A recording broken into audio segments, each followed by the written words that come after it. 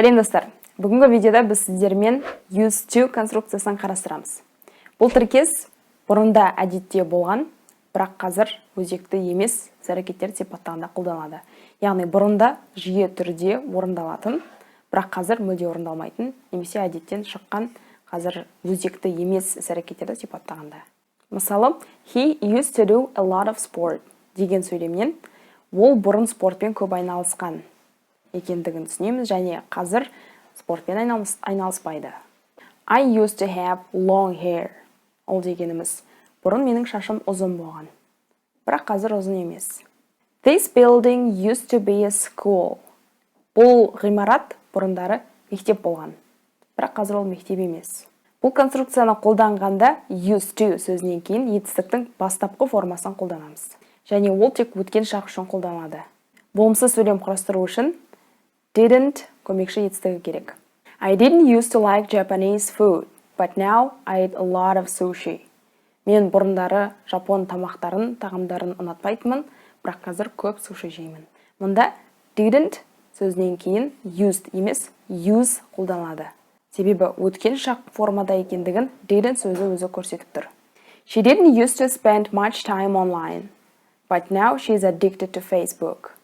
Бұрындары ол онлайн көп отырмайтын, бірақ қазір Facebookқа тәуелді. Sonia used to live in New York City, but later she moved to New Jersey. Ол сөйлемнен түсінеміз, Sonia бұрын Нью-Йоркта тұрған, бірақ қазір онда тұрмайды. Ол Нью-Джерсиға көшіп кеткен. Yes, I used to live here. Сұраулы сөйлем құрастырғанда did сөзі сөйлемнің алдына келеді, және use қолданылады. Did he used to live in a city center? Бұрындары қала орталығында тұрып көрген бедің? Did your friend used to wear glasses? He looks different now. Бұрындары досың көзілдірік тағатын беді? Қазір басқаша көрініп тұр. What do you do? I used to play baseball. I used to work at the Diplomat. Number one, I used to work on Wall Street for a long time. And I used to smoke back in college. Cut me some slack. I used to be a cop. Сонымен, қорытындылай келе, used to конструкциясын қолданамыз, егер бұрында әдетте болған және бұрынғы кезде жиі орындалатын, бірақ қазір мүлде орындалмайтын және қазір өзекті емес іс-әрекеттерді сипаттау үшін. Болымсыз сөйлем құрастыру үшін didn't және use to қолданылады. Сұраулы сөйлем құрастыру үшін did және есімдік немесе зат есім use to ары қарай етістік қолданылады.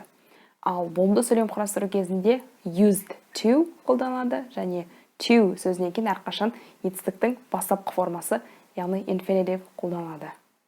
Сіздерге тапсырма, төмендегі комментарийге келесі 3 сөйлемді аударып жазыңыздар. Ол бұрын шылым шеккен, ол бұрын дәрігер болған, және ол бұрын Мәскеуде тұрған. Сонымен, осымен used to тақырыбы сіздерге түсінікті болды деп ойлаймын. Егер видео сабақ пайдалы болса, міндетті түрде лайк басыңыздар. Каналға тіркелмесеңіздер, тіркеліңіздер, және жаңа видеоларды жіберіп алмас үшін төмендегі қоңырауша батырмасын басып қойыңыздар. Келесі кездескенше, бай!